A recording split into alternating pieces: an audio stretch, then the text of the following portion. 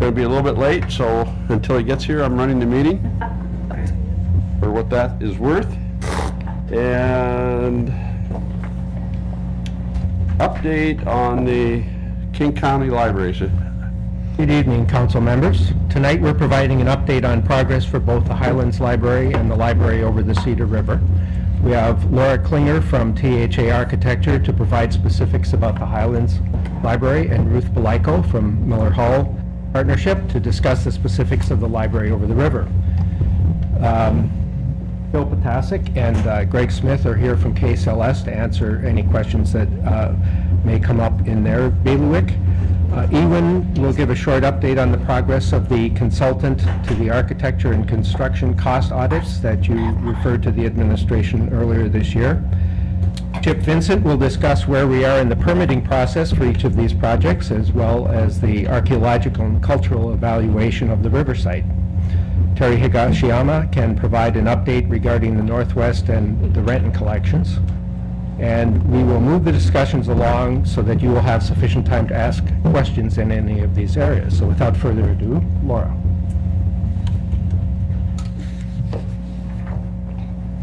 Thank you, Peter.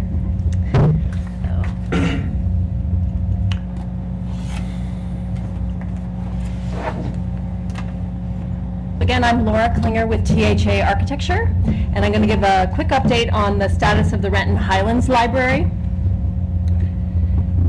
I guess I need to go there. So just overall project design goals. From the very beginning, we wanted to create a really highly visible and highly accessible to the public library. It's really an important aspect of the design. We also wanted to create a really warm and welcoming building that has this real sense of spaciousness and optimizes natural light into the library. We also wanted to create a really flexible library that had as few columns as possible to allow for changes in the future as libraries change, and really employ smart, sustainable strategies that worked with the project budget to create a building that has lasting value for Renton. So this slide is just a reminder that the project is part of overall vision for the Sunset development area. So it's part of a larger plan that involves quite a bit of housing on the adjacent properties. The library, which you can see at the corner of 10th and Sunset Boulevard. Also, a big part of the overall design and one of the drivers of the design of the library was the fact that there's a planned park in the center of this new area. So zooming more closely in on the library site plan. So here's Sunset Boulevard, 10th Street, and the library entry is actually on the corner of 10th and Sunset Lane, and that's really because of grading on the site and tying in to the floor heights of the adjacent library, adjacent apartment building. But also we like the fact that the library entry is kind of on the quieter, slower side of the site and adjacent to this proposed future park.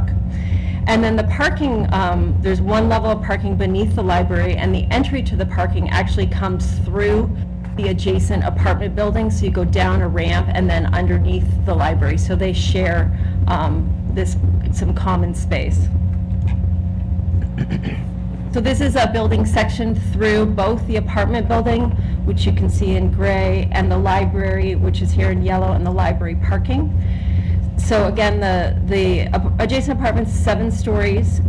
In green here is this shared access space. So that is where the parking ramp comes down and underneath the library and accesses the library parking. And then the actual section of the library, you can see that it has a higher volume through the center of the space, which is about 24-foot ceiling height. And then it's flanked by 2 lower spaces, which are about 12-foot ceiling height. And then getting more detail into the actual plan of the library. So here is the building entry. So again, here's Sunset Lane, 10th Street, Sunset Boulevard. So you come in, there's a generous entry plaza with a covered canopy. You come into a vestibule. There's a stair that takes you down into the parking level, as well as an elevator that would take you down to the parking. Come in, and then this large rectangular open library space is that taller volume, so it has a 24-foot ceiling height, versus the two zones on either side are the 12-foot ceiling height spaces. So you come in large open library space, then in this corner is a separate teen nook area with the lower ceiling height, and then you have the bathrooms, two small study rooms, as well as a quiet study room, and then the nonfiction collection in this lower height area. Then across the higher space, right at the corner of 10th and Sunset, is the children's area, which is adjacent to the community meeting room. So there's doors here that can open and have, story time being adjacent to the children's. And then in green is the staff area, and that has its own separate entry here for service and loading. So when they take deliveries, there'll be a loading space off of 10th that they can come directly into the staff area. And then the book drops could be from that entry area directly back into the staff. And then this is the lower level, one level of parking directly beneath the library. So as I mentioned, the garage entry comes through the adjacent property, so underneath that building, and then you enter into the lower level parking, which has 47 parking spaces. We've also located all the library services on the parking level, so taking advantage of unusable corners for mechanical spaces, teledata, water, electrical services. And then there's that elevator that takes you up to the vestibule at the main entry, and the stair that takes you up to the main entry. And this is the landscape plan. So there's planned to be a 12-foot sidewalk on Sunset Lane with new street trees, and a 12-foot sidewalk on 10th Street. So, and there's the kind of triangular shaped entry plaza with the entry doors, which will be of a separate kind of paving to delineate it from the sidewalk. And then some new street trees along 10th and Sunset Boulevard.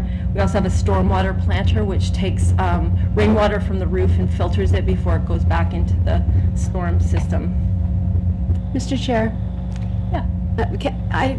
I'm curious about the parking lot for the apartments next door. Is the same entrance used for the Yes. apartments, and so then they just go off to the They other go side? in a separate direction. All right. And there'll be roll-up doors that can close off the library parking after hours. After hours, okay. Yeah. All right, thank you. And then for design inspiration, we were looking at the local industry, looking at building types for the aircraft industry, so large span hangar spaces. So this is a view of the library entrance. So this is from kind of that park corner. This is Sunset Lane, 10th Street, the main entry with a large covered canopy that takes you in, and the stair down to the parking garage. And then this is that higher volume space in the center of the library. And then this is a window that would be into that teen area. And this is a view from the corner of Sunset Boulevard and 10th. So this is the active children's area at the corner. Then again, that higher volume open library area. And then back towards the entry, so an accent of the canopy to draw you towards the entry. Mr. Chair, Yeah. Yes. a couple questions. Just want to bounce back again. First, the meeting room, what's the capacity? It's about 900 square feet, so it's about, if you're sitting down, it's probably about 75 Okay. people. About But 70. standing up, you could probably get 125. Okay, and is that the only meeting room? Are there smaller meeting rooms? There's two small study rooms that are Okay. sort of for 2 to 4 people, and then a quiet study area, which I think is about 8 people. Okay. And then on the garage, is there going to be electric vehicle plug-ins? There is not planned at the moment. Okay. And then just to piggyback off of what Terry asked regarding the parking, so library patrons go via left, apartment tenants go to the right. Yes. There is a separation after hours. Yes. During evenings, where there might be events held at the library, utilizing the large space, is there any kind of plan to ensure that parking, the tenants won't be using the library parking? I'd have to defer that more specifically to the library plan. Okay. I assume through signage and, for library only. And then that just leads to my other question. Is there a similar project like this that KCLS has done, where there's housing and a library housed in a shared facility? Designed one, we never Okay. built it, but we designed it for housing. Then the Newcastle Library was designed to have housing attached to the library. Mhm. The developer at the time wasn't able to finish the Okay, project. okay. Thanks. Okay, great. So as far as exterior materials for the project, we're using terracotta, which is much like brick, a natural fired product, zinc for roof, and a product called Resista, which is actually made out of rice husks, and it's looks a lot like teak wood, but is a rapidly renewable product. So this diagram indicates where all those products are on the building. So the Resista or wood-like product highlights the entry, and it's also in this higher space here. The terracotta is the dark, warm brown color.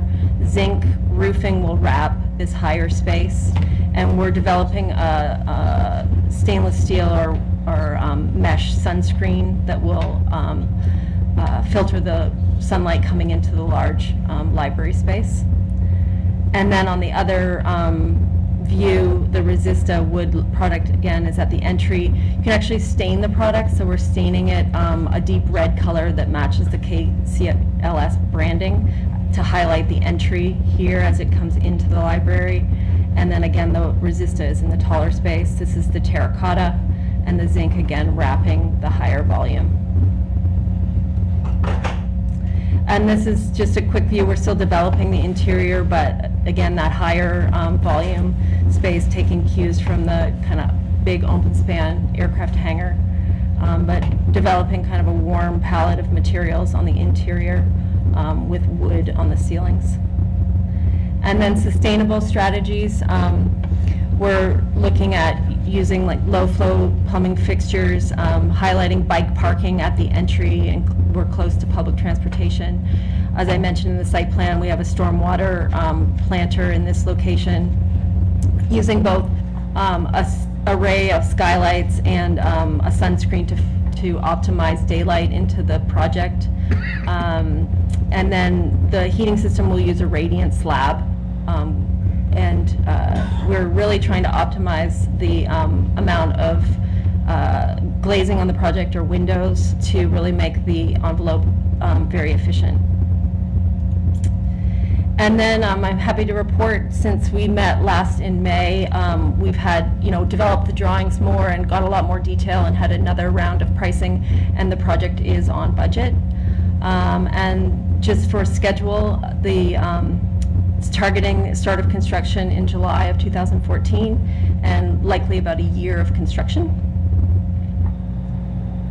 And there will be full access to the site during normal business hours if the apartment building is not built at the same time. And that's it, if there's any other questions. Thank you. I guess I just saw a flash of an airplane when you were talking about you want to take advantage of our airplane history, and it looked like it was a 777 you were showing. I just want to remind you that it should be a 737 or Okay. 757 I'll or update that. 707. Very nice, thank you. Thanks. Oh, it is a 737, okay. No, 87. 787. I'm sorry, I neglected to introduce myself earlier. I'm Peter Renner, the Facilities Director for the city. Just a little bit of backdrop on what Laura had to say about what's going on at the site right now. The property transaction was consummated between Rent and Housing Authority and Colpitts Development at the end of October, and they are now busy with their demolition contractor. They're in the phase where the potential hazardous materials are being sampled, and presuming there are some, those will be mitigated. That process takes roughly a month, and then you'll start to see the demolition of the units themselves. Colpitts has a great regard for our public safety departments here in the city, and they're going to be working with both the police department to allow and support practice drills by regional SWAT groups. And then the Fire and Emergency Services Department will also be using the housing units to perform drills that they don't often get to do in a live building. So we're very appreciative of that, and we're all working really closely with the Housing Authority to make sure that all of the residents in the area know exactly what's going on at all times before it happens. So with that, Ruth.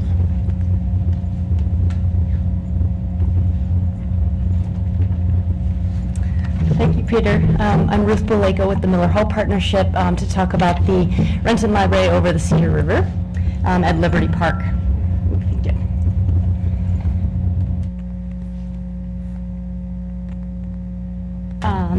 So it's great to be in front of you again. I know we've talked about this branch a number of times.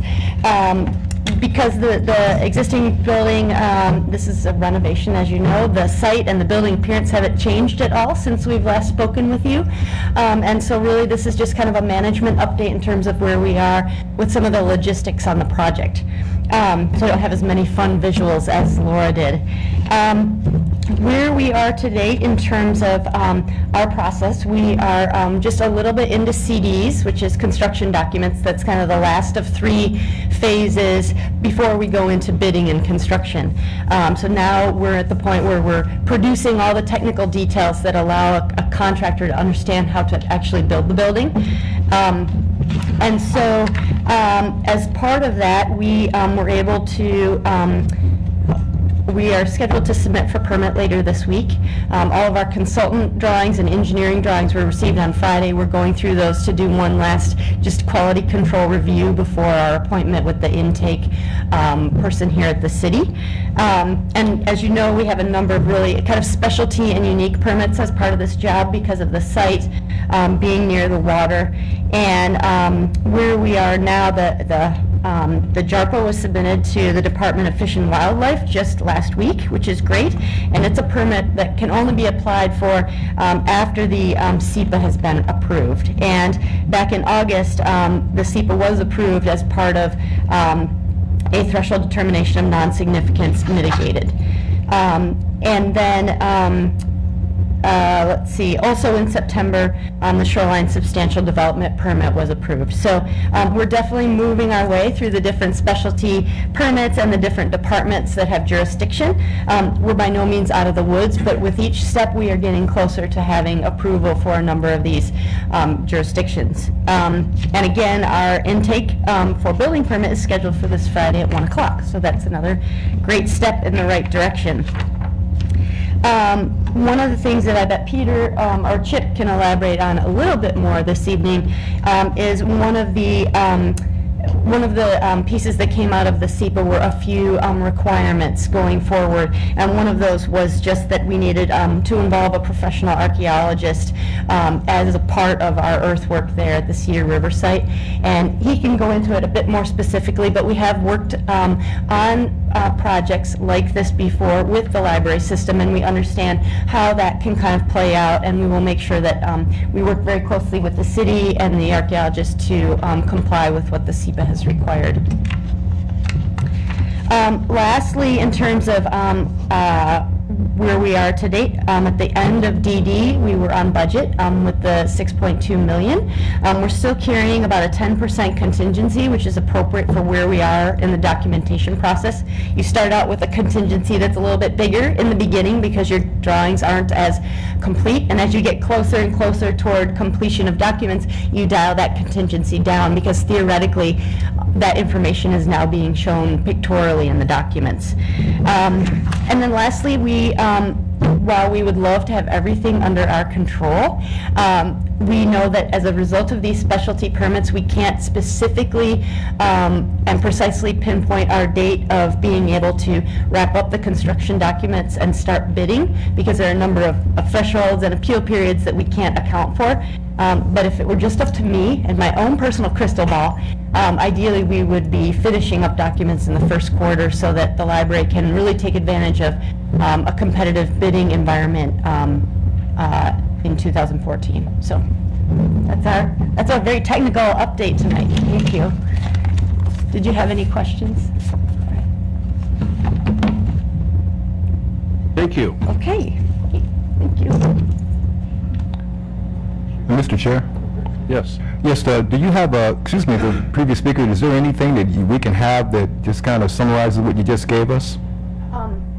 Do you have a presentation? I could sure submit something in the morning that kind of concisely includes all my talking points. I just brought a couple of references here in case you had specific questions about various permits, because they're a bit lengthy in terms of their titles and acronyms, but I could easily submit Summary's good. something. Is that okay? Yeah. Okay. Thanks. Good evening, Council. Yvonne Wang, Administrative Services Administrator. I'm just giving you a quick update in terms of our budget review, RFP process, and consultant selection.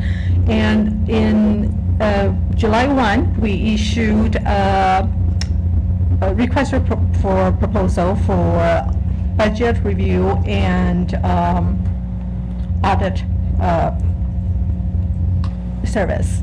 And we actually broke down the work into two phases. The first phase is just to review the reasonableness of the preliminary budget, because that's what we currently have. And then during the construction, if the city elect to do it, we can also conduct an audit at that time to see the whole cost management portion. And so we did receive 3 responses, and we engaged Robinson Company to do the audit, to do the review, and they started work at early of September, and we expect to get their initial report back toward the end of November. And the contract with Robinson Company at this time is just for phase 1 review. So the first phase of the work only. And then depends on what we get from this phase, we may decide to or not to proceed with the actual audit work. So that's where we are, and we don't have the report yet, but we are anticipating to get the report back in the next couple of weeks. Any questions? Any questions? Thank you, Ian. Council President, person, members of the council member, Chip Vincent from Community and Economic Development. And just real briefly, I just want to give you an update with respect to the permit process and the timelines that we have covered and are in front of us with respect to the 2 libraries. I'll start with the easy one first, and I only say it's easy because most of the work is done, and that's the Cedar River Library. We had 3 permits, as Ruth referenced: the Shoreline Substantial Development Permit, a SEPA permit, and a Site Plan Review Permit. All of those were issued in August, so that allows the project to move forward. As Ruth indicated, we're expecting at the end of this week, Thursday or Friday, on the 21st, thereabouts, that we will receive building permit applications, and that allows the project to move forward with building permit review. That's typically a 4-week process, going through the building permit review process for this scale of project. So we anticipate that right around the first of the year, we will be ready to go and issuing building permits for the Cedar River Library. Additionally, Ruth indicated that there is an archaeological study required. That can happen prior to the building permit issuance or as part of the building permit issuance. The issue is that that analysis and study has to be done prior to the commencement of any construction on the land itself. So work could be happening over the river at the library, but before any land work is done, that analysis has to be done in terms of any archaeological historical features that may be buried underneath the land there at that site. Moving over to the Highlands Library, got a little bit more work to do there with respect to the permits. As was indicated by Laura, they have started the process with a pre-application meeting with the department that was held on October 23rd with representatives of KCLS as well as THA. Additionally here, there's 3 permits as well, different permits. The only one they have in common is the site plan review. That's really looking at the design elements, making sure it meets our design standards for the site, for the zone in which that it's located. The second is that it requires a conditional use permit. Public buildings in this zoning require a conditional use permit to allow for that use or activity to be located. And then finally, there is a couple variances associated with this application as well. Variances dealing with the location of the entry into the site as well as the lot coverage requirements. So those are the three permits associated. The good news about this one, and I want to just highlight this for a second, because the city took the time and advanced doing a planned action environmental impact statement, the SEPA requirements have been met here as part of the Sunset Library. So we don't have to go through a SEPA process to identify the impacts and the mitigation because we've already done that pursuant to the planned action EIS. It's been indicated to me by representatives of THA that they plan on coming in for their applications for those permits on December 13th. So at that point, we are looking at about an 8-week process, and that's really truncated down mostly because the SEPA work has been done, as I said. So we're able to go through that process in a very timely manner. So all being said, we should be ready to really start advancing both of these libraries soon after the first of the year. If there's any questions, I'd like to answer them. Otherwise, I will defer to Terry. Excuse me. Good evening, Terry Higashiyama from Community Services. A couple of the other outstanding issues we had that we said we would get back to you on. One, the Arts Commission is continuing to work with KCLS on the art that is in both the buildings. They belong to the public. Where we move those, whether any of them stay or we move those about to other parts of our city, we're working, but I wanted to make sure you're aware that the Arts Commission does work closely and has a representative on both committees working on both libraries, so that is nice to keep them involved. As is our two members, or members from our library board that are serving on as we get into the design and development of the interior of the buildings. Another concern that came up was about the Pacific Northwest collection and making sure that was protected. So what we're doing, which I'm really excited about, is that we met with the historian from KCLS, and the library staff is working on what's the collection over there, what they'll need in the new library. There's also file cabinets that have a ton of pictures and photographs, articles that have been just cut out and they're just in folders. So what KCLS is going to do is actually give those or donate those to the city. We are going to take a suite or a room over at 200 Mill and spend time. I have some volunteers that are going to actually catalog and go through all of those things so we can see what we're missing at the museum, what we don't have, what we want to keep, and be able to make sure we have that ongoing for our public. So that's going to take us some while to do, but we're very excited about being able to have that collection, take care of it, catalog it, and then control it with our museum and which ones we want to keep here so we can get that back out and have it accessible for our public. So I think that's a great partnership, and that worked out really well, and I want to thank KCLS for working with me and Judith Selter and all the library staff that have been working closely to figure out to make sure we have everything together.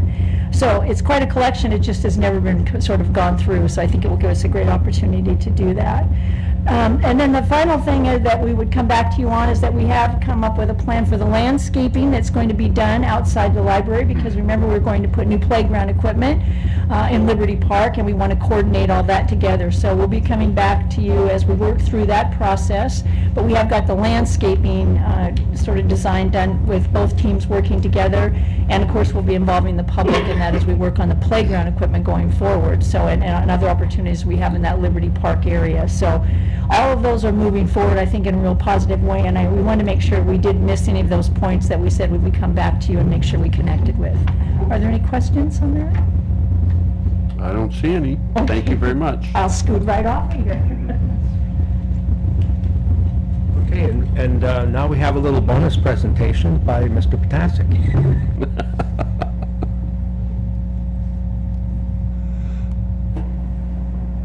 Thank you, Peter.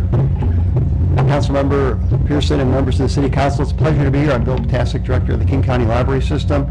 And just wanted to have an opportunity to address the council and say that we are really excited.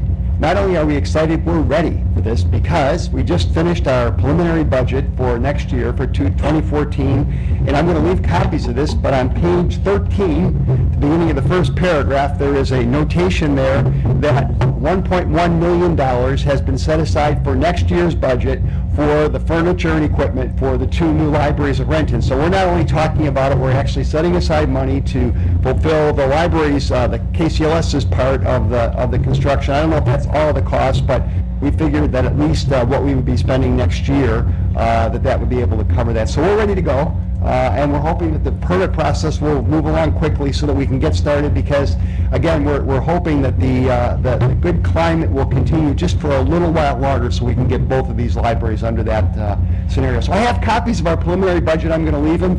You're all welcome to go through these, and they kind of talk about what KCLS is going to be doing throughout the library system next year, but I did want to point out the fact that we have actually taken money in our operating budget and we're setting it aside for this furniture and equipment at the 2 libraries. Thank you. Any questions? Thank you. Is that, That's the conclusion. That's the conclusion? This segment of the Committee of the Whole. thank you very much, and now we get the most exciting presentation of the evening. Ewan. I'm sure it'll be more exciting. Oh, we love budget figures. Thank you very much. Good evening again. I'm Yvonne Wang, Administrative Services Administrator. If I can just open the right file and then I can go through that with you. And as you know, this is the second biennial budget, and we are in the second mid-biennial adjustment to our budget. And we will be in this presentation, we will be really just providing an update for City Council about how our revenues is performing, and also there are other budget adjustment because we prior plan that we need to incorporate, as well as some housekeeping adjustment that Council already approved before that we'll be incorporating. And basically, there will be 4 legislations Council will be adopting at the end of the whole process. One is to adopt an ordinance to set property tax levy for 2014, and also because of a law change, we will be lowering our utility tax for our internal water utility to eliminate the surcharge we put on for the higher fire hydrant service. And then we have some minor fee adjustments, so there will be fee resolution. And lastly will be actual ordinance to adopt all the ordinance changes, combine all the above into the ordinance change. All this legislation currently are on file with City Clerk's office, so if anyone is interested, can obtain a copy. So in terms of our revenue adjustments, one of the largest adjustment will be in the property tax area. During 2013, when we adopted our budget, we were working on the assumption that the city's property tax rate is limited to $3.10 per thousand assessed valuation. And then earlier this year, we were notified by King County Assessor's Office that because we're part of the library district, our tax rate is actually not limited to the $3.10, and there will be a correction made in 2014. And the 2014, therefore, property tax levy will be more than just 1% allowed growth, but will be based on the corrected 2013 levy, and also add the new construction and corrections and so forth. But basically, the 2014's property tax levy amount will be about $35.5 million. And I just want to point out that we actually decreased our 2013 collection by about $1.8 million because of the $3.10 limitation earlier mentioned. And I want to actually walk this more in depth with you. To the corrected 2013 levy is about $34 million. And as you know, under current state law, we can increase that by 1%. So the 2014, the base levy is 34.4 million, and basic 1% above the correct 2013 levy. But if we compare the 2014 levy with 2013 actual amount levied, which is 32.6 million, we will be increasing our base levy by 5.6% basically. And then on top of the base levy, there are corrections, there are additional new construction, and that's always added on by King County, and we don't need to do anything. And also a correction of 2013 levy that we didn't take.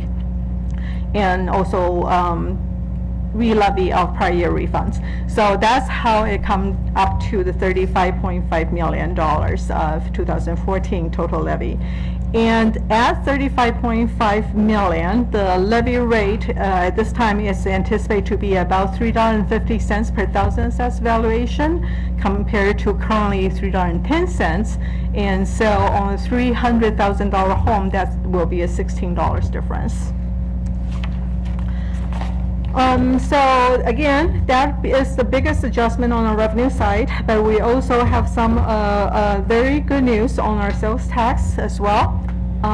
So far, up to September, our sales tax is performing 9% above budget and 12% above 2012. Part of the higher than anticipated growth is because we have really one single large commercial expansion project that contributed about 5% of the growth, 4.5% of the growth. So really half of the 9% is from that project alone. And so, but based on that, we think we can anticipate some growth, pretty healthy growth in 2014 as well, but based on the normalized amount. And again, we're projecting 4.7% growth, so which is still pretty robust in comparison to some other years. And I just want to highlight the reason we are thinking that this year's extraordinary sales tax growth is not sustainable. In this chart, you can see how historically our new construction sales tax being the growth and a decline rate.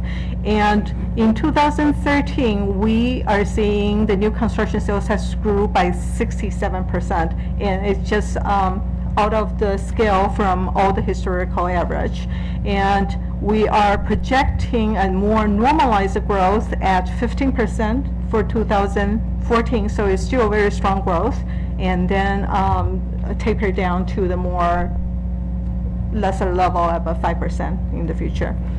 So that's why we still have pretty strong sales tax growth projected for 2014. So those two major revenue sources are all performing better than budget. But utility taxes, unfortunately, is an area that underperforming our budget. And currently is 3.4% below our budget, and actually is 2% below 2012's revenue. And there's a number of factors contributing to that, and so we are adjusting our 2014's projection based on those trends. First of all, the landline phones continue to decrease, and we are projecting it will still decrease further in 2014, and at least until 15 or 16, that will continue to decline just as people adapt the cell phone or wireless solutions, and less people use standalone landline phones. And the cell phone at the same time, is we are looking at the revenue generated from cell phones start to levelize. In the past decade, cell phone has been one of the utility tax actually grew substantially, over 10% a year. But now it starts to not decreasing, but not growing as fast. And most of the newer plan being added are because of data. And data at this time is not subject to utility tax, and that's based on FCC's determination. So not all the cell phone bill you're seeing today are subject to our utility tax, and that's part of the reason we're seeing that to level off. More people are adding or converting to smartphones, but the basic cell phone portion are not growing. It's not growing. And also, one other adjustment, as I mentioned earlier, that we will be reducing or lowering our water utilities utility tax rate. And this is actually a budget neutral adjustment, but on the revenue side, we're going to see about $250,000 of decrease. We'll have offsetting expenditure decrease as well. But in combination, we're looking at lowering our utility tax projection by about $900,000. A little bit over $900,000 actually. And more importantly, the growth rate for future will be lowered as well. So the $900,000 initial difference will actually become bigger gap in the utility tax for a long-term projection. Development services, this is actually another bright spot. Basically because of new construction going on, both commercial as well as residential. And we are seeing at this time, it's over budget by 17% and also over last year by 12%. And we are projecting that it's going to hold this year. So basically, we will see about $500,000 more than we initially budgeted in 2013, and continuing that trend will be $600,000 positive adjustment in 2014. However, because of the increased activity, we do believe we need to make some staffing adjustments as well, and the department presented to council previously, and basically we'll be adding 2 positions and also either upgrading or reclassing 8 other positions to accommodate the additional workload. As part of the construction industry improvement, and the real estate market definitely improved as well. And the real estate excise tax is outperforming last year by 22% and 7% above the budget this time. We do anticipate we will end this year 12% above budget, so even faster growth in the fourth quarter, or about $300,000 additional revenue. And this $300,000 will allow us to actually use this rate to pay for Fire Station 13 debt service. Currently, we're trying to use Fire Mitigation Fund to make that debt service payment, but we have been drawing down the Fire Mitigation Fund pretty substantially. We'll have only about $500,000 left by the end of 2013. So basically, this will give us that option to use real estate excise tax instead. Station revenue is one area that is performing below, well, just slightly above our budget, but really is because of the liquor profit is performing better. And also we received high crime criminal justice funding this year that was not initially budgeted. But I just want to point out some peak and valleys here. The reason 2012 show a huge increase or much higher state share revenue is because of the one-time liquor store sales that the state actually shared the profit from the liquor store sales to with localities. So we all got a boost in 2012 because of that. And fundamentally, the 2013's state share revenue as well as 2014's state share revenue budget, when we adopt the budget in 2012, we assume that we will see no liquor excise tax, because that is at the time, during the time the state wasn't sure which version of the budget they will pass, and there are various scenarios. So we took the conservative route and budgeted no liquor excise tax. At this time, however, we do believe 2014 we're going to get about 50% of the liquor excise tax. That's why the projected 2014 number is a little bit higher than we budgeted. But again, it's a minor, it's much smaller budget. In totality, we only get $3.5 million or so of all shared revenue combined. Interfund services, really this is primarily when the city is doing construction project or performing service from one fund to the other, and general fund or street fund for the utility fund, is when we get reimbursed for staff time. And the reason we have a little bit higher actual number in 2013 is really because of larger construction projects currently going on, and we anticipate next year to be level off again because of the project. The Strander as well as Rainier will be pretty much complete, one toward the end of this year and one in spring of next year. So we'll become more normalized. And also the interfund services, partially the service is provided not just by city staff but also by contract or temporary or limited term inspectors. So there are costs associated with providing the service as well. So when we see revenue increasing, sometimes it's because we also have increased costs to provide for the service. So that's kind of an overview of our revenue streams. And we are also recommending some modifications to our fee schedule. I don't know if you had a chance to review a memo from Peter Renner earlier today, but the city is considering a new monthly pass, parking pass at the Main Street parking lot. This basically to allow local merchant to use that lot for longer term parking rather than the 2-hour, 4-hour limited parking. And if they buy the pass, they can really park full day in that lot.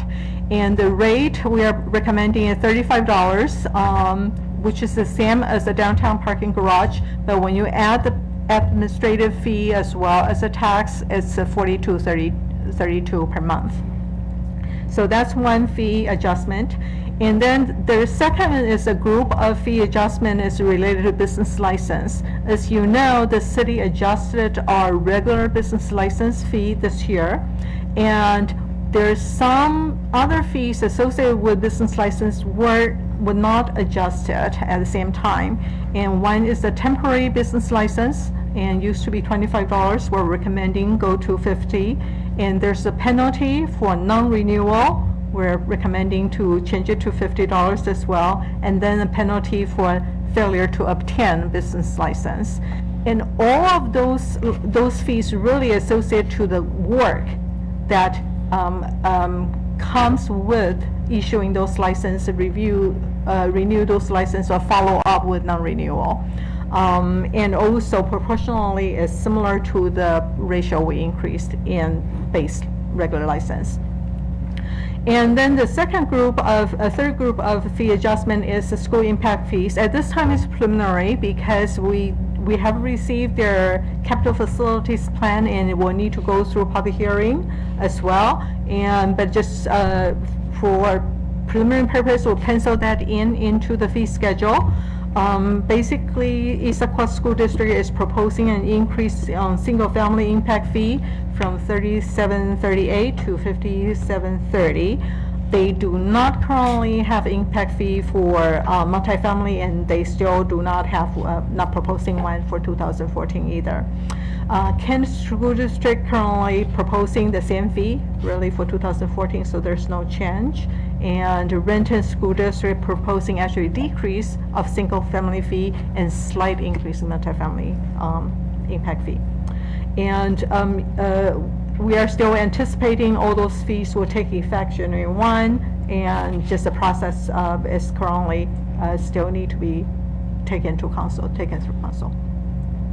And as you know, we actually changed our way of operating cargo theater, so we're removing all of our cargo theater fees currently on our schedule. And then lastly is a correction, really. of NSF fee, which is non-sufficient fund fee, or when people have bounce check, we will charge them a fee. And currently, we have been actually charging $25 for canceled or returned NSF check for the last 3-4 years.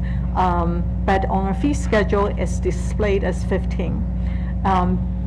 In order to charge NSF fee, you have to display that at your counter.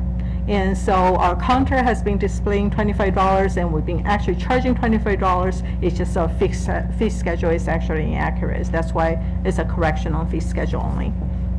Chair? Yes. Going back to the school impact fees, where Yes. are we with King County, unincorporated? And so they will be taking us through King County Council, and they also will be going through the January 1, 2014 effective date.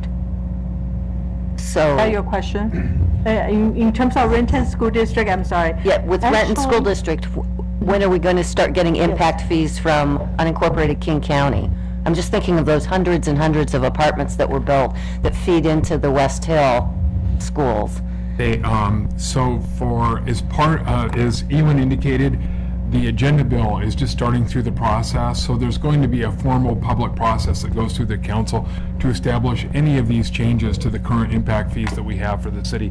It'll happen during the course of the next month, so we'll get into that detail with you. I do want to tell you, though, that we have asked Renton School District to make sure that when they come back to the council, that they have documented every municipality, including unincorporated King County, in their efforts to advance the imposition and the collection of the impact fees within any municipality, whether it's unincorporated King County or Tukwila or any community, and how to demonstrate that as part of the process. So we don't have that information. They say they've done it, and they will advance it with the council when this formally comes through the process. Okay, thank you. So all of those items I mentioned earlier is summarized here, and basically we're looking at making a pretty substantial $3 million, $2.8 million adjustment in 2014 revenue, and $2.6 million adjustment in 2013. So this is one of the largest revenue adjustment I have ever seen in my life. But anyway, there are, again, as we point out earlier, that we think the sales tax increase this year, as half of that is attributed to one-time incident. So we are splitting this 2013 sales tax adjustment as two pieces, and then using the stable portion to project out to 2014.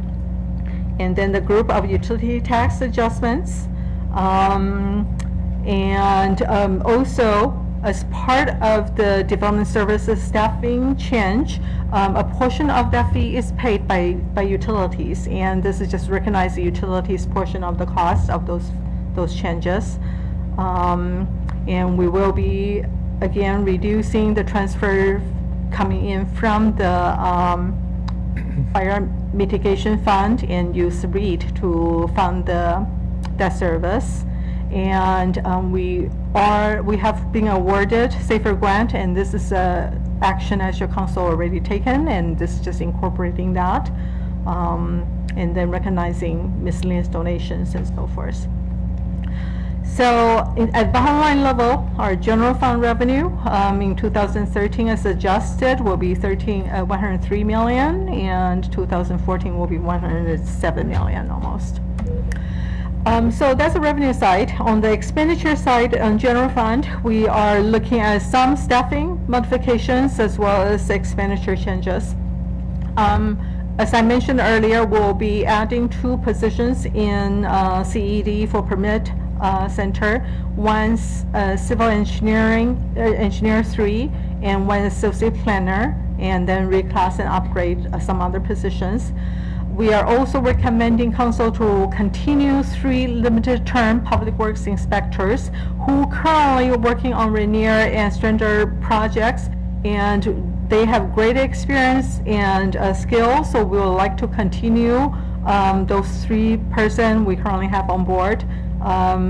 but again, their cost is paid by project, so it's really budget neutral, but we want to retain them.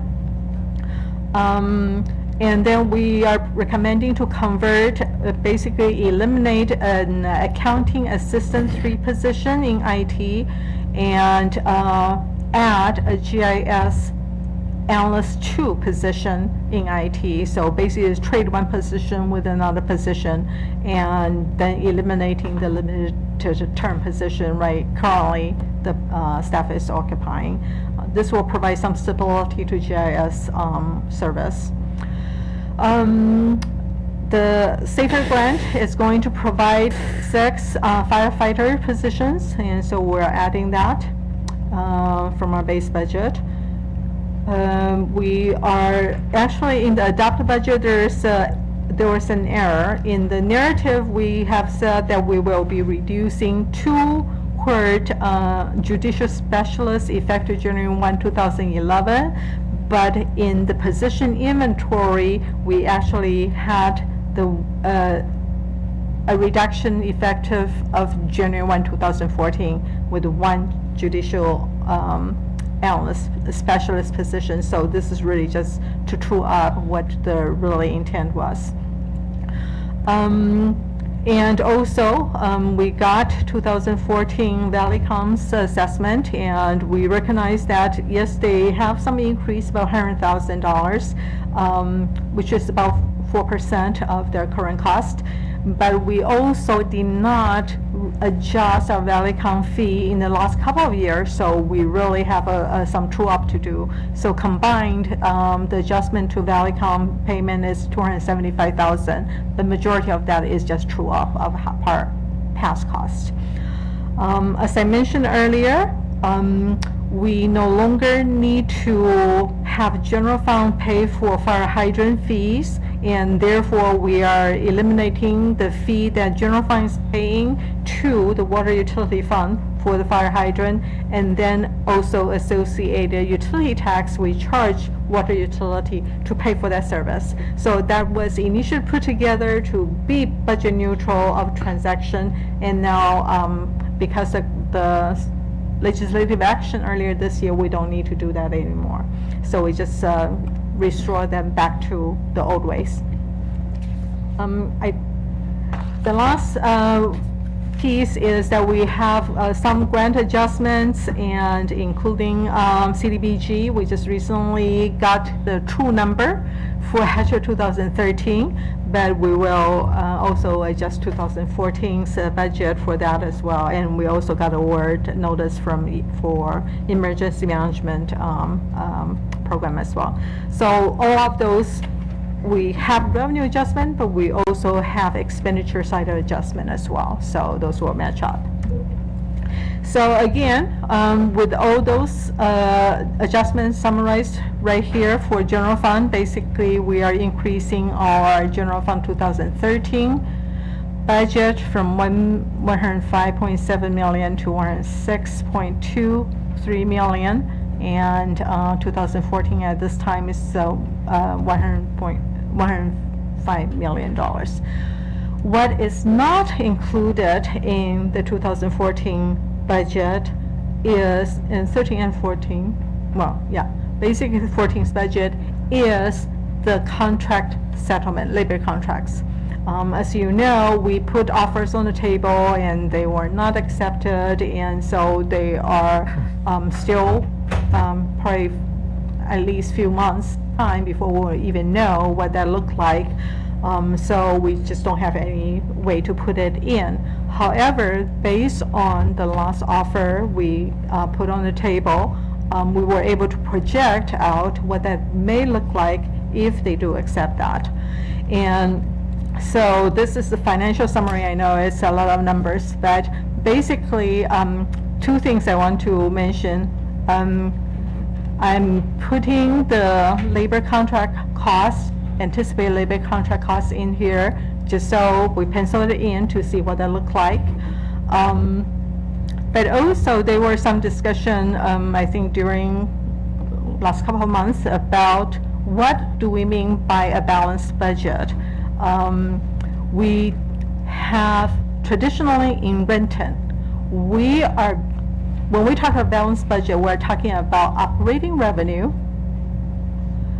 agree with operating expenditures. And so that is much more focused and really a measurement of sustainability of operation. But under the state law, the balanced budget means total resource. So we can consider our fund balance, or 12% fund balance in general fund, plus our revenue as our resource, and to pay from that, if our expenditures stay within that number, it will be considered balance from the state. And more municipalities are now looking at their budget the same way as Renton has been, and really we think it's a sound way of budget planning. Really, you look at your current revenue and budget based on your current revenue, how much you need to pay for ongoing services. It's really pretty similar to household budget, because you don't consider your savings account you saved aside as part of your ongoing, use that to pay your normal operating or normal household cost expenses either. So anyway, that's from that perspective, our 2014's revenue will agree with our 2014's adjusted expenditure, even if we consider the current labor contract cost. And then we have some one-time revenues, primarily our grants-related revenues, especially one-time grants, and also one-time uses, capital or transfers and so forth. So basically, we'll be able to maintain the $12.9 million fund balance in 2014, and that's really our 12% required, our target fund balance at this time. I do also want to point out, and based on the early, the assumptions and projections, we currently show a deficit on the operating budget in 2015 and 16. So two things need to happen. One is if the revenue start to grow much more stronger than my projection currently are, then it can change the balance, or it means that when we get into 2015 and 16's budget development, we will need to find a way to balance that. And we always balance that. So there's just a process we need to go through to identify what are the things we can do or not do. So that's kind of a general fund summary, and this is another look at that, and basically just revenue expenditure with labor costs overlaid on top, and if we do nothing, basically we will be exhausting our fund balance pretty quickly. Whoops. Wrong way. So those are the summary of the general fund, and then we have various adjustment in other funds, and primarily project-related adjustments. We will be aligning 2014 transportation project based on approved TIP and some project timeline realignment. We'll be recognizing FAA grant at the airport for their master plan update, and there's a maintenance dredging projects going on, as well as the bird hazard survey and mitigation. We'll be updating utilities for their indirect charge for the plan review, which they need to pay to general fund to support those staff. And also storm drainage has a couple of capital projects that will be adjusted. The last item is an ongoing cost item.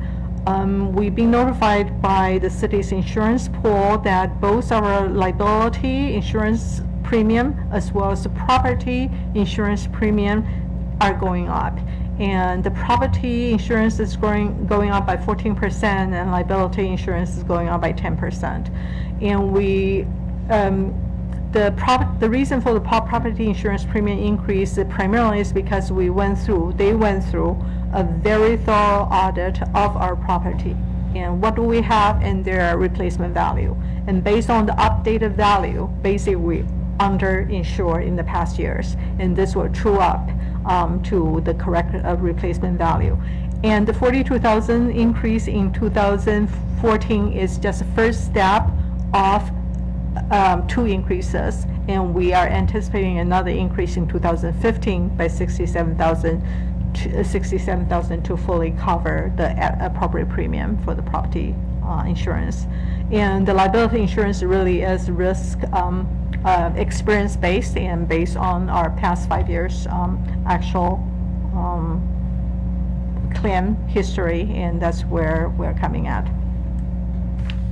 So combined total citywide budget 2013 currently at 300 million, 2014 at 219 million.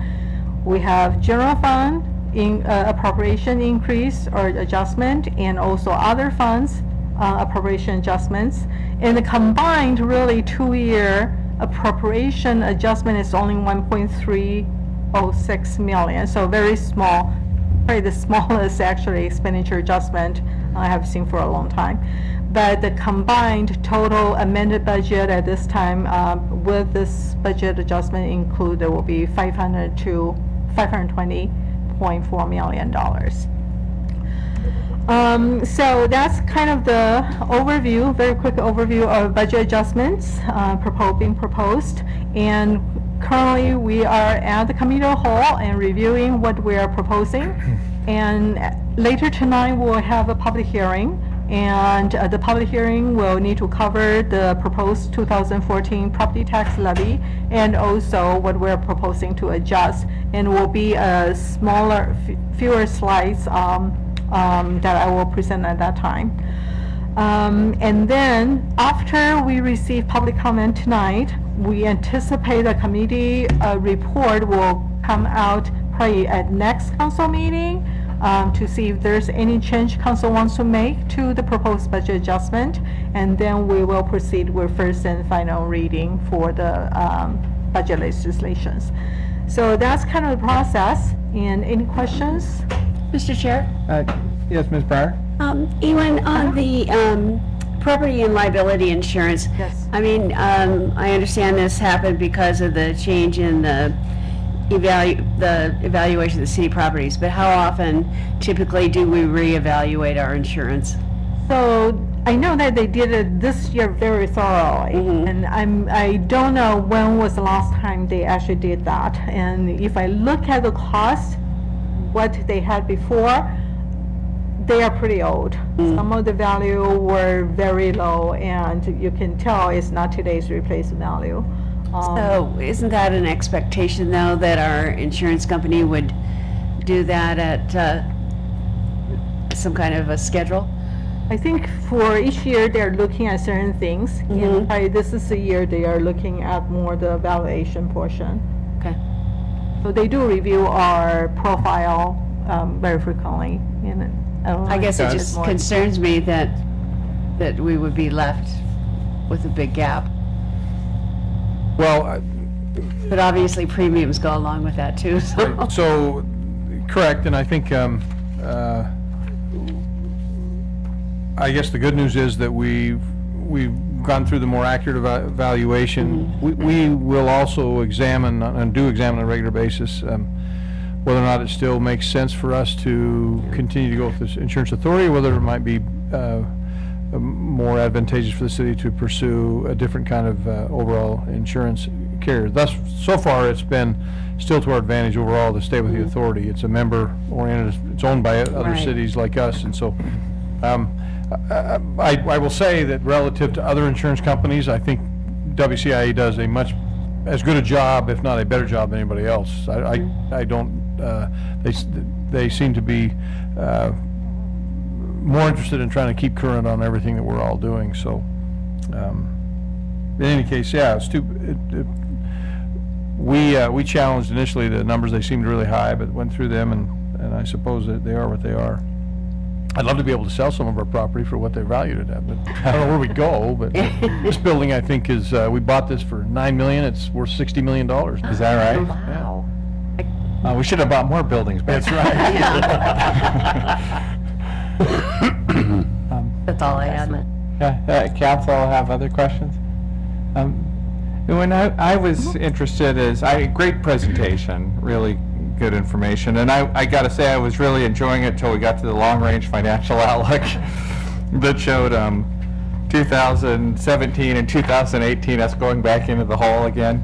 Right, and again, it's based on revenue projection at this time, and if the condition change and if we see revenue seems to performing stronger and more sustainably stronger, then we will update our revenue projection. Definitely before we start 2015-16's budget, we'll take another look and see where we are. Okay, that's what I was going to ask you. Are we using economists' projections for how they expect the economy? So, that's good that you asked. Based on our experience is their projection is more optimistic than sometimes we can realize. Yeah. And part of reason is, like in the sales tax, we had audit changes and we have other events that is not economically driven activities can impact our revenue. And so we have to take those into account as well when we do budget. And so they're not always in sync.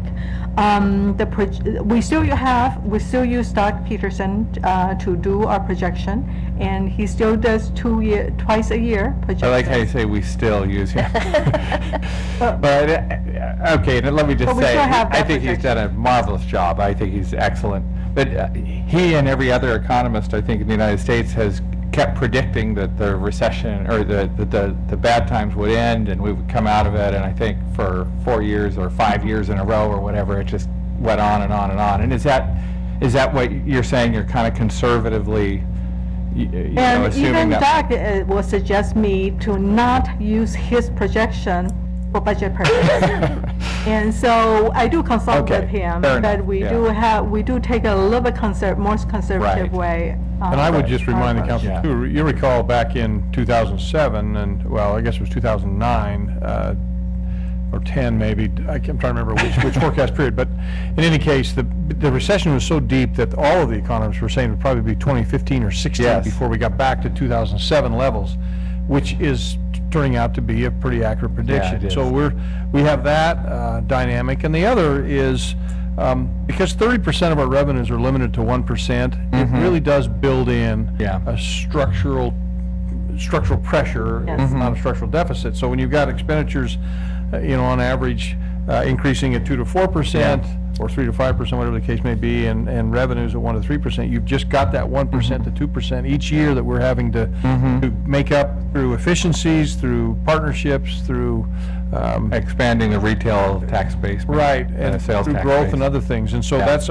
always, I think what you saw, Ewan is trying to wean us off a little bit from some of the construction sales or other kind of growth-related sales as a way to try to get us to a point where we'd be more sustainable. But in the end, if we have to, those Yeah. revenues get plowed back into the annual operation.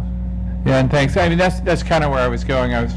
I was thinking as I was looking at it that as a council, we just need to redouble our efforts to get to get people shopping locally. That sales tax is the one area of growth, and our residents will pay sales tax whether they're paying it in Renton or in Issaquah or Tukwila. So we just need to try and work harder to keep it here, I think. Just to follow up on what Jay was just saying, the structural imbalance is real, and I think that's part of the reason we're really looking at, for council retreat or council planning retreat next year, we need to start looking at what will build a sustainable future for Yeah, good, Renton. good. All right, excellent. Any other comments or questions? Well, I'd just like to echo that, been in the finance committee for a lot of years, and the conservative approach to our revenue projections is the best way to go. Because if you can look, and we didn't get hit, I mean, we got hit hard. I'm not trying to take back on anything that we had to lay people off, we had to do, but we have sustained better because we have been very conservative and going forward, that's going to pay off, because I really believe that a lot of our debt is going to start dropping off here in about 2017, 18, 19, in those years you see start, and then we can, by being conservative now, the council will be in a better shape to hold on to what we have and add at those points. So I really compliment Ewan. She kind of keeps us in check, which is a hard job, but she does a great job at it. Here, here. I'm sorry, before we close the meeting, I just wanted to invite you over across the hallway to meet our academy graduates. We'll be coming in at 7 o'clock, and if you have a couple minutes, we'd love for you to walk across the hall and just say Excellent. hi to them. Okay, well, that's a good reason to adjourn the committee of the whole. I'll call it adjourned, and we've got 13 minutes before the council meeting, so everybody should try and get across the hall. Thank you very much. Free stuff. There's a class near you, but they're filling up fast. So visit fixcarleaks.org for more info. Fix that leak.